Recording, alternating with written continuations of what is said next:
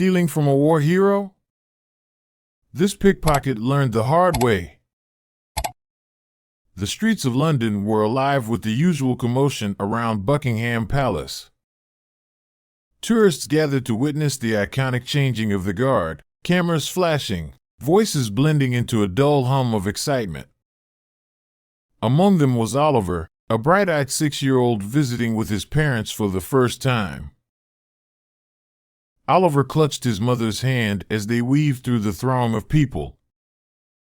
He had never seen anything so grand: the towering palace gates, the gleaming uniforms of the guards, the rhythmic sounds of polished boots on stone. It felt like stepping into a fairy tale. But then, in the sea of shifting bodies, his mother's hand slipped away. One moment, she was there. The next, she was gone. Oliver turned sharply, his tiny heart hammering.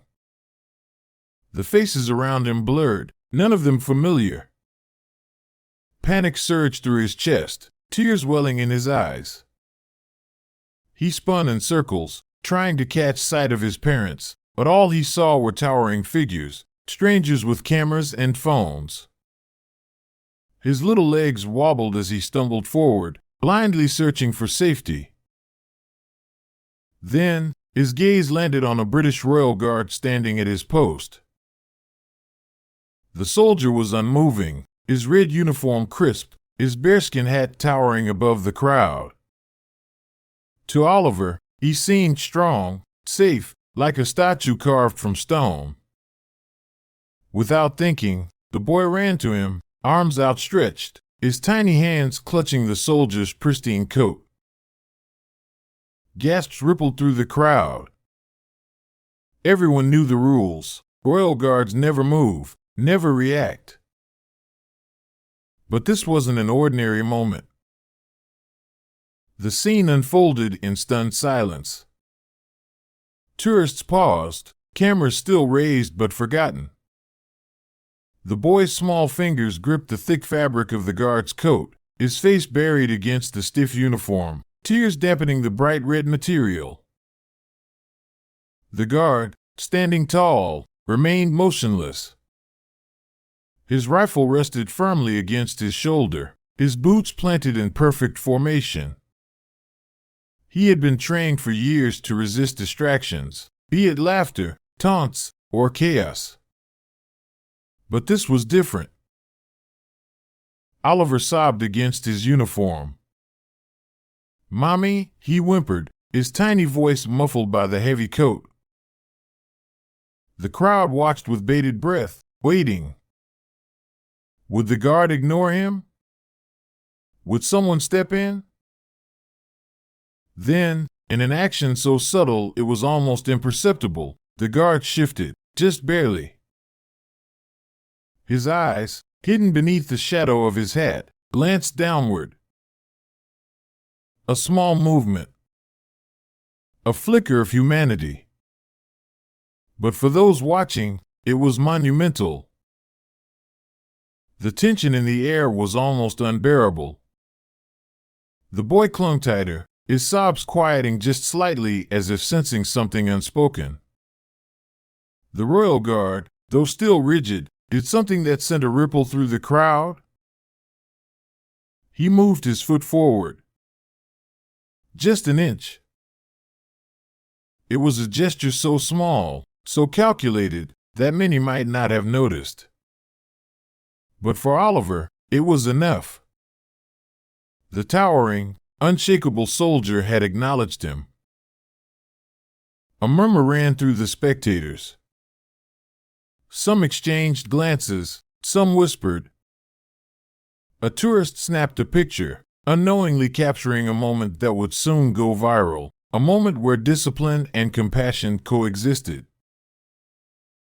As Oliver's cry softened, a nearby police officer, stationed near the palace gates, noticed the commotion. His sharp eyes followed the boy's trembling form, the way he clung to the soldier's coat. Understanding dawned in an instant. The officer stepped forward, kneeling beside Oliver. "Hey there, buddy," he said gently. "Are you lost?" Oliver sniffled, nodding, still holding onto the guard's coat. The officer exchanged a look with the motionless soldier. A silent understanding passed between them. The police officer gently pried Oliver's fingers from the guard's coat, offering him a reassuring smile. "Let's find your parents, okay," he said. The boy hesitated, his gaze flickering back to the soldier. Even at his young age, he seemed to understand. The guard wasn't just a statue.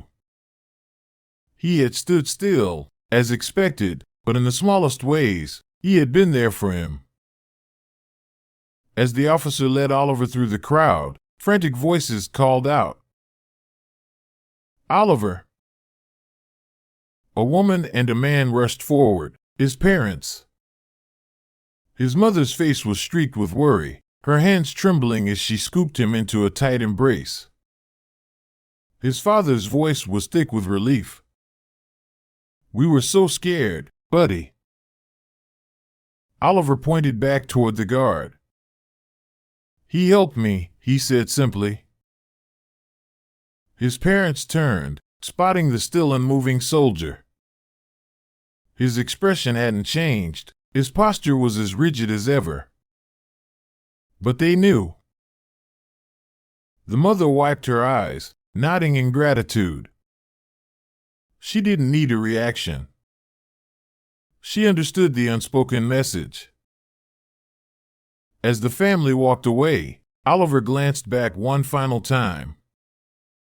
The royal guard stood firm, his duty unbroken. But in Oliver's heart, he would always remember the warmth he felt in that moment. A young boy, frightened and alone, had reached out for help. And even in unwavering silence, help had been given.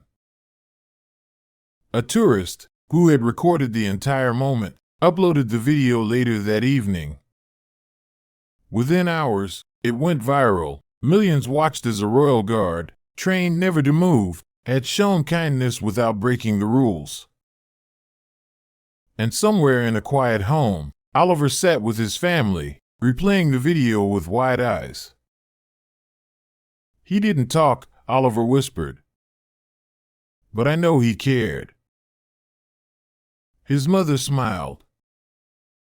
"Not all heroes need words, sweetheart." Outside, under the watchful gaze of Buckingham Palace, the royal guard remained at his post, standing as he always had. But to one little boy, he would forever be a silent protector.